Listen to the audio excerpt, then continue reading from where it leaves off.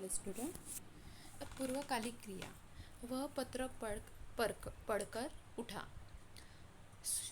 सुष्मिता किताब पढ़कर या उठाकर भागी। माँ ने बक्सा खोलकर देखा। गरीब किसान ने बैल बेचकर बीज खरीदे। अब इन वाक्य में दो क्रियाएं आई है। इन वाक्य में दो क्रियाएं हैं। पढ़कर उठा, खोलकर देखा, उठाकर भागी, बेचकर खरीदा। तो उठा, भागी, देखा, खरीदा, ये क्या है? मुख्य क्रिया।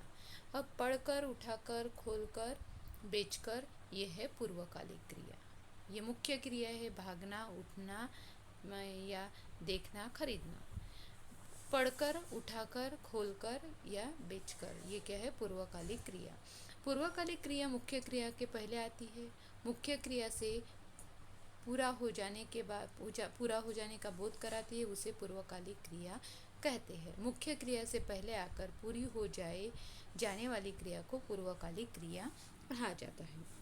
अब यही है आपके पेज नंबर बताया है, तो उसमें पूर्वकालिक क्रिया बताई गई है। पूर्वकालिक क्रिया कैसे बताई गई है वो देखना है। पूर्वकालिक क्रिया ऊपर बताई है कि जैसे मुख्य क्रिया, सहायक क्रिया आपको पहचाननी है।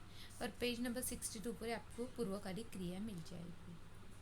आगे बढ़ना, बचता लेना, गाड़ी चलाना, भोजन कराना, नहाना, खेलना, दोनों इसमें दो क्रियाएं हैं। कौन सी क्रियाएं मुख्य रूप से आएगी तो वो आपको देखना है। उसके बाद है अब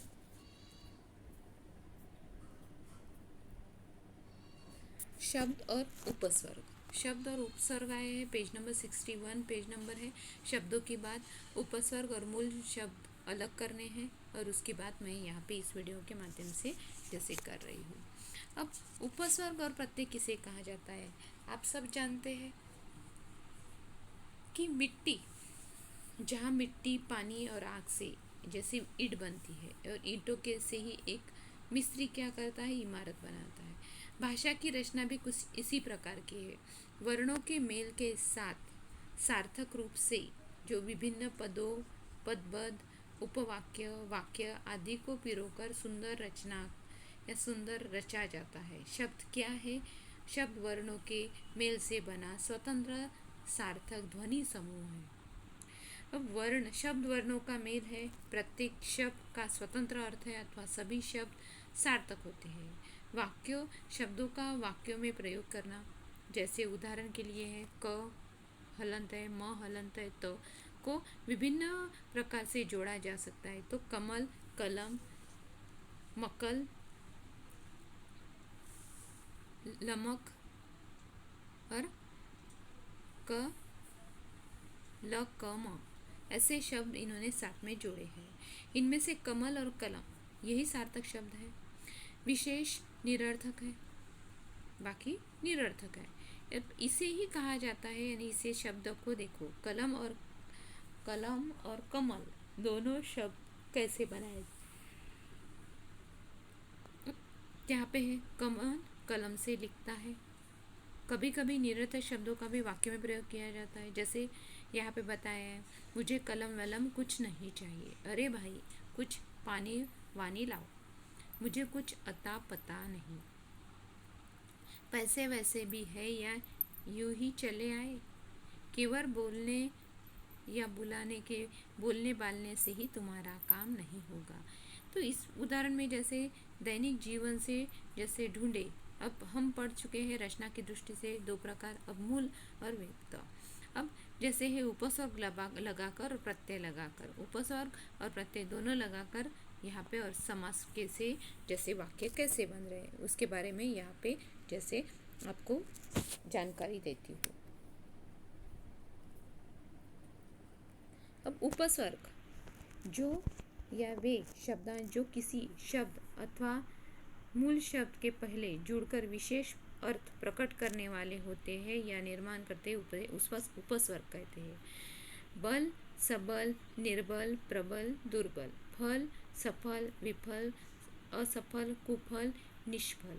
इस प्रकार एक ही शब्द या एक ही मूल शब्द विभिन्न उपसर्गों से जोड़कर विभिन्न रूप प्रकट करता है। अब उपसर्ग हिंदी में प्रकार बताए गए हैं। उपस्वर्ग के हिंदी में प्रकार बताए गए हैं। अब वे इस प्रकार है हिंदी में, संस्कृत में और उर्दू में। अब संस्कृत के उपस्वर्ग है अति, अधिक, अत्याधिक या अतिरिक्त या अत्याचार। प्रधान ऊपर है, अधि लगाया है प्रत्यय साथ में, जैसे अधि उपस्वर्ग लगाया है, प्रधान और ऊपर ये मूल शब्द है। अब अधिकार, अधिपति, अधिकारी। अनु उपस्वर्ग है, क्रम पीछे, अनुशासन, अनुकरण, अनुज, अनुज, अनुचर, अनुज, अनुच्छेद, अनुवाद। अब वैसे ही अप है, हीन, दूर, अपमान, अपवाद, अपराध, अपयश। अभि और इच्छा, अधिक, अभिलाषा, अभिशाप, अभिमान और अभिप्राय। वैसे ही उपस्वर्ग है, हीन, पतन, नीचे, अवज्ञा, अवगुण, अवसान और अवगत। उत उपस्वर्ग है, ऊपर, उत्कर्ष, उत्पन्न, उद्देश्य, उत्थान, उत्साह। वैसे ही उप, निकट, छोटा। उपकार, उपकार बताया गया है, उपमंत्री, उपदेश, उपनाम और उसके बाद जैसे अब दु, खराब, बुरा, हीन, दुर्गम, दुर्बल, दुस्साह, दुष्परिणाम, दुष्परिणाम। वैसे ही नीचे, बाहर, अभाव, निकृष्ट, निम्न, निषेध, निदान, निपात, निहि या निर या निस, बाहर, रहित। अब निष्बल या निर्बल, निर्दोष, निस्संदेह, निष्फल। परा, पीछे, उल्टा, पराक्रम, पराजय, पराभव। प्र, आगे, अधिक, प्रचार, प्रस्थान, प्रसन्न, प्रताप। परि, आसपास, पूर्ण, परिणाम, परिवर्तन, परिचय, परिक्रमा। प्रति, विरुद्ध, प्रत्येक, बराबरी, उल्टा, प्रतिकूल, प्रतिनिधि, प्रत्येक, प्रतिपादन, प्रतिध्वनि। वि, विशेष या भाव, वियोग, विमुख, विभाग, विद्रोह। सम, अच्छा, सात, पूर्ण, संकल्प, संगम, संग्रह, संयोग, संहार। सु, अच्छा, सहज, सुकर्म, सुयश, सुखद, सुपुत्र और सुगम।